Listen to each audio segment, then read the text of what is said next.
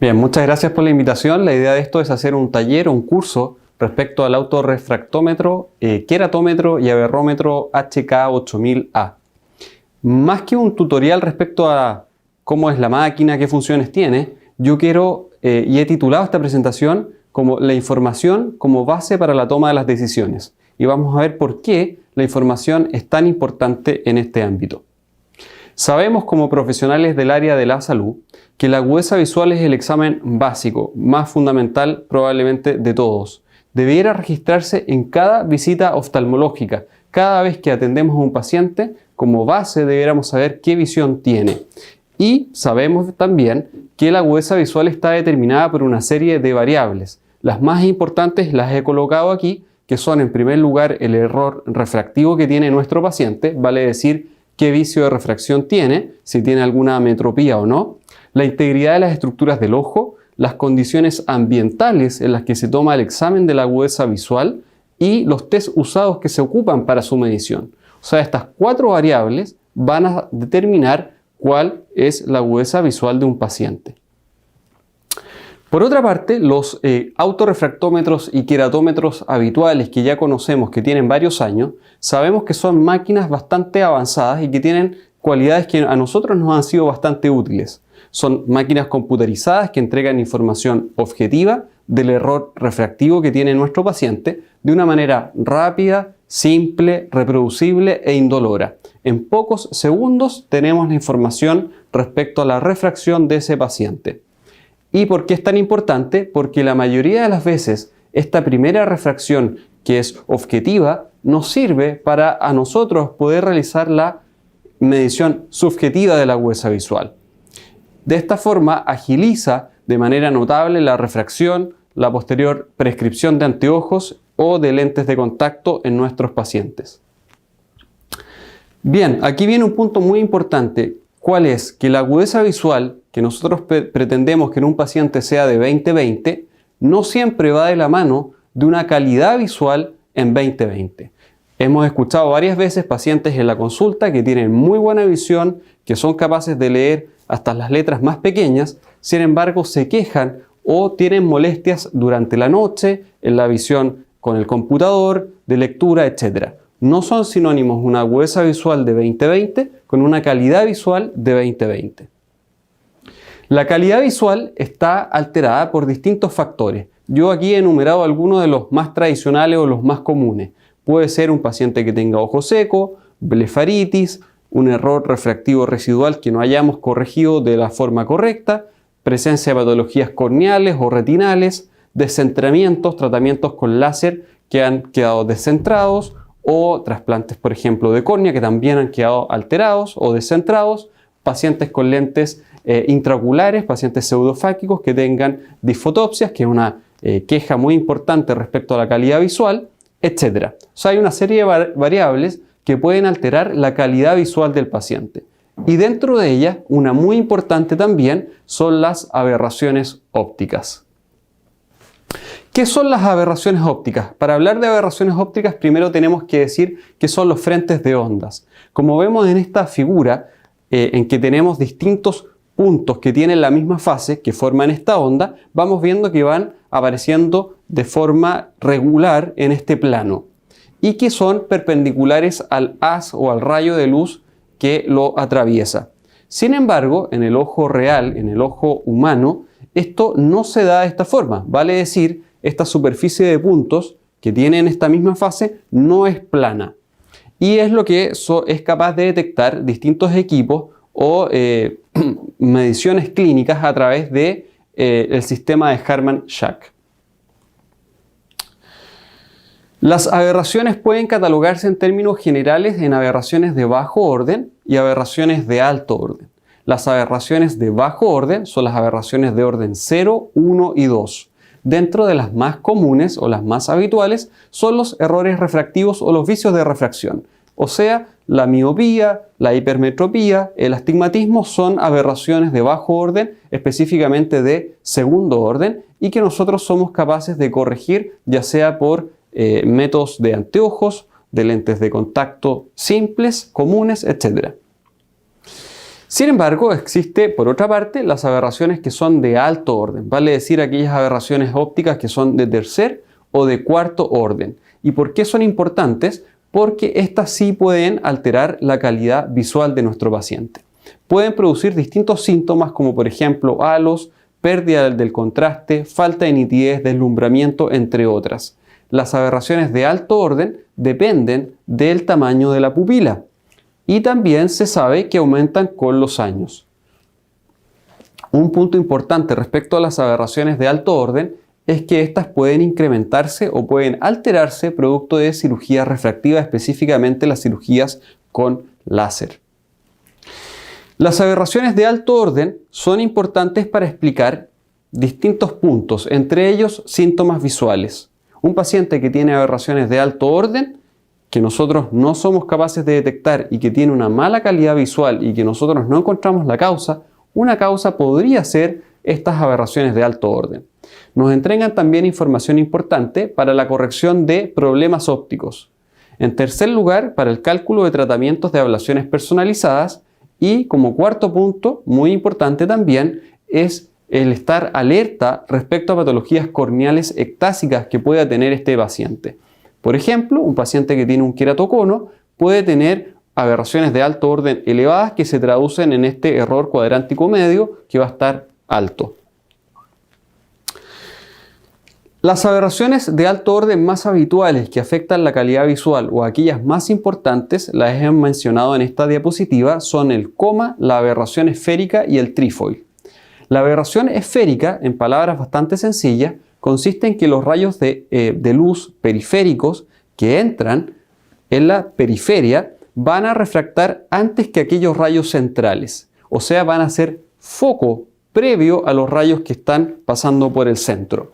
Esto es habitual o se presenta de manera más frecuente en pacientes que han tenido, por ejemplo, un tratamiento previo refractivo con láser miópico, en el cual nosotros hemos disminuido la queratometría central o el radio central de la córnea, la queratometría periférica o el radio de curvatura periférico no se ha alterado y esos rayos que están en la periferia van a refractar antes que los centrales. Lo mismo ocurre, por ejemplo, en la llamada miopía nocturna. Vale decir, aquellos pacientes que tienen mala calidad visual de noche. ¿Por qué? Porque al dilatarse la pupila se permite que entren rayos en la periferia y esos rayos van a refractar antes que los rayos centrales. El coma, otra aberración de alto orden, ocurre cuando los rayos de luz en un borde de la pupila hacen foco antes que los del lado opuesto. Y esto se puede deber, por ejemplo, a descentramientos de trasplantes de córnea o a descentramientos de tratamientos con cirugía refractiva láser. También se presenta en pacientes con queratocono. Estas aberraciones ópticas de bajo y alto orden se han agrupado y se representan gráficamente en este modelo matemático que son los polinomios de Zernike, que muchos conocemos, en los cuales tenemos las aberraciones de bajo orden, en primer lugar primer y segundo orden, y después las aberraciones de alto orden de tercer y cuarto orden, siendo probablemente las más importantes la aberración esférica y el coma. Bien, si volvemos al equipo y decimos, bueno, ¿de qué nos sirve toda esta información que hemos comentado? La idea es que el equipo nos va a entregar datos, información que va a ser relevante y que nosotros tenemos que saber utilizar. Este equipo, al igual que otros autorrefractómetros y queratómetros, nos entrega información respecto a la refracción o a la metropía que tiene nuestro paciente y también datos objetivos respecto a la queratometría, como también lo hacen otros aparatos similares. Sin embargo, tiene una característica que lo hace distintivo y que queremos de alguna forma resaltar y explicar, que es que posee un algoritmo de frente de ondas, lo que convierte a este sistema en un autorrefractómetro, en un queratómetro y a la vez en un aberrómetro. Otras funciones que tiene esta máquina. En primer lugar, la medición de la queratometría periférica. También presenta un modo de retroiluminación. Vamos a mostrarlo en vivo con un paciente. ¿En qué consiste? Tiene un punto de función de dispersión del punto que nos permite, ¿no es cierto?, graficar o tener una idea de cuál es la visión que tiene nuestro paciente. Permite también determinar los diámetros de la pupila y los diámetros corneales. Tiene un modo en vista color que hace una similitud a lo que sería más o menos una lámpara de hendidura, que a la vez nos permite captar distintas imágenes y almacenarlas en el equipo, y tiene un sistema incorporado de asistencia de lentes de contacto.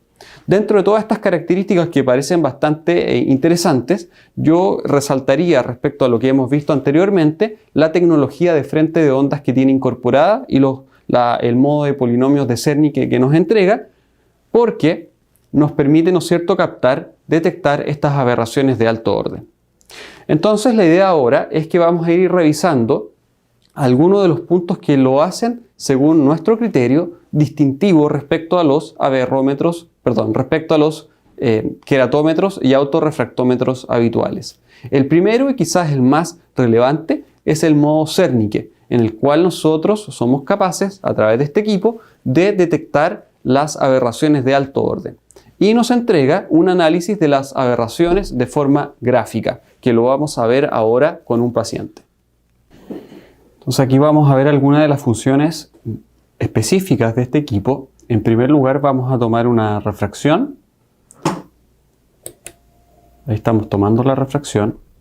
Tenemos la refracción del ojo derecho, como está indicado acá en la pantalla. La esfera es menos 2,75, el cilindro menos 0,75 a 178 grados. Entonces vamos a este icono que tiene las distintas opciones, los distintos modos de la máquina, y en primer lugar vamos a ver el Cerny Mode o el cálculo de las aberraciones de alto orden. Vemos como aquí el equipo está calculando estas aberraciones, nos entrega la información respecto a las aberraciones de bajo orden y de alto orden. Nosotros podemos colocar esto de una forma gráfica en los polinomios de Cerny y nos entrega en micrones cada una de las aberraciones. Un punto muy importante respecto a este modo Cerny, para no confundirnos, que como yo señalaba previamente, nos entrega información de manera gráfica respecto a estas aberraciones de alto orden, pero no hay que confundirlo, esto no corresponde a un mapa topográfico corneal. Una segunda función importante en este equipo es la función de dispersión del punto, que de manera sencilla, como vemos en estas imágenes, se hace una representación gráfica de lo que ve el paciente cuando observa un objeto. Es la manera en la que la imagen se forma en la retina cuando la luz entra al ojo. Como podemos ver aquí, tenemos un punto representado en esta cruz que está, de alguna u otra manera, está alterado, no está claramente, sus bordes no están delineados, lo que simularía este punto, ¿no es cierto?, enfocado en la retina.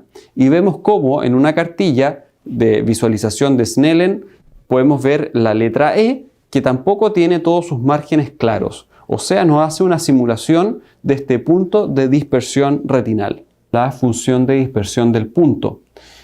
Vemos cómo aquí se simula la aparición de este punto en la retina, y nosotros podemos transformar a esto a una imagen gráfica simulando más o menos lo que el paciente ve con ese error refractivo y con esas aberraciones que son esta letra E que podemos ver ahí, que no está perfectamente bien definida. Otra función interesante es el modo vista a color. Tenemos la posibilidad de producto que tiene una cámara a color y una fuente de iluminación LED que tiene una luz blanca, de permitir distintas opciones. Una es comprobar la condición de ajustes de lentes de contacto. Se pueden recolectar imágenes gráficas y almacenarlas en la máquina. Y en tercer lugar, podemos con estas imágenes y con lo que nosotros hayamos capturado, poder educar a nuestro paciente. También vamos a ver estas funciones en vivo con un paciente. Si volvemos nuevamente a la opción de las distintas modalidades, una cuarta función importante es el modo color. Aquí vemos cómo hemos colocado el modo color, tenemos la pantalla a color, lo que simula más o menos lo que sería una lámpara de hendidura. Vamos a pedirle a Jaime que abra el ojo ampliamente, perfecto. Ahí podemos nuevamente capturar la imagen, capturamos la imagen, podemos ir a ver dónde la tenemos almacenada y ahí tenemos esta imagen. Entonces, ¿esto qué nos permite? Nos permite también en esta función realizar distintas mediciones que vamos a ver a continuación. Aquí podemos, ¿no es cierto?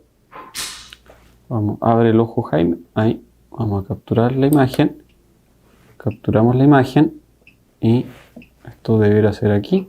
Podemos hacer una medición de aquí, por ejemplo, hasta acá si quisiéramos, por ejemplo, medir o determinar la medición de una lesión, por ejemplo, pigmentaria en el iris, o podemos borrar eso y también determinar ángulos, distintos ángulos. Yo estoy aquí solamente mostrando algunos ejemplos. En esta misma visión o modo color tenemos la opción de la luz azul o la luz de cobalto.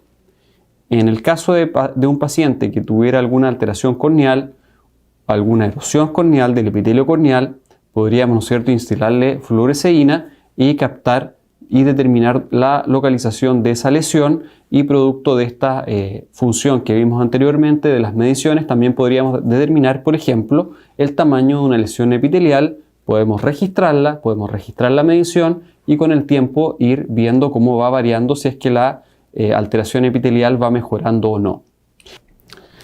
Una cuarta función es la función de retroiluminación en tiempo real. ¿Por qué esto es importante? Porque nos permite la visualización de opacidades cristalinianas en tiempo real. Y a la vez es posible medir la refracción del ojo circunvalando, evitando estas opacidades. Muchas veces con otros equipos el autorrefractómetro nos entrega un error o el haz de luz no es capaz de atravesar a través de esta opacidad. Como este sistema tiene incorporado una captación de imágenes de opacidades en tiempo real, podemos intentar buscar el foco en el cual no está la opacidad y lograr la refracción. Vamos a volver nuevamente a las distintas opciones de los modos. Vamos a ir al modo de iluminación y este es el modo más bien de retroiluminación. En este caso tenemos un paciente joven que no tiene opacidades cristalinianas, pero en caso que la tuviera, aquí podemos ver cómo apretando este botón podemos colocar, ¿no es cierto?, las mediciones en tiempo real que aparecen aquí a la derecha de la pantalla, y en teoría moviendo el joystick alrededor de esa opacidad podríamos tener la refracción en tiempo real, evitando, ¿no es cierto?, un error producto de la opacidad. Como hemos visto, hay una serie de características que hacen a este equipo distinto a lo que hay hoy en día, que a mí me parecen interesantes, con las características que hemos mencionado de autorrefractómetro, queratómetro y aberrómetro, con la opción, ojalá, de poder entregarle una mejor calidad visual a nuestros pacientes.